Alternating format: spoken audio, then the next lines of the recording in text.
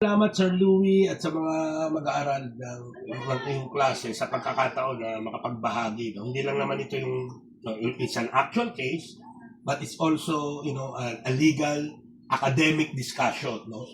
Na maganda dahil actual case nga, no?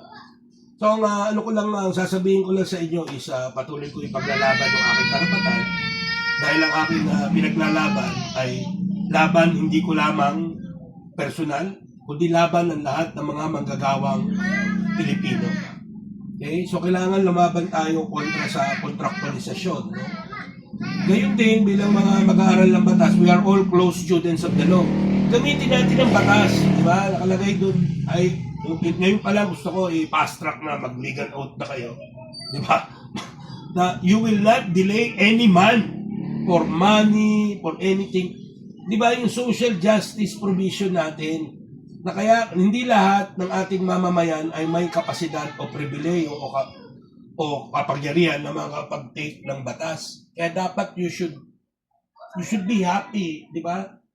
Na kayo ay mga nag-aaral ng abogasya.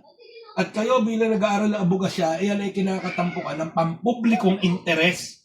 Kayo ay officers of the court. Kayo ay officer ng administration of justice. So huwag kayong gumaya kila Estelito Mendoza o sa iba.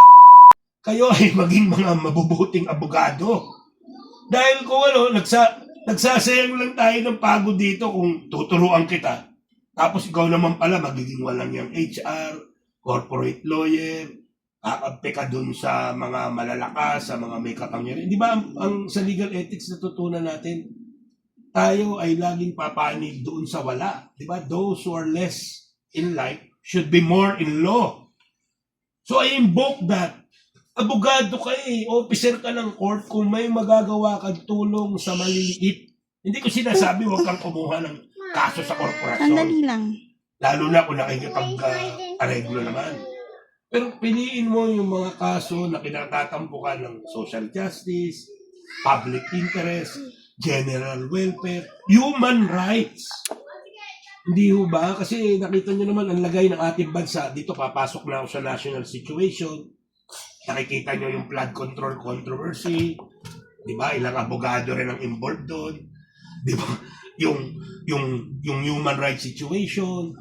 So, yun lang siguro ang huli kong iano sa inyo. Kayo ay tumindig sa ngalan ng katwiran at ng katarungan. Yun lang mga kapatid, no? At salamat sa pagkakataon. Mabuhay po kayo. Umaasa ako sa inyong suporta. Salamat po. May pag-asa.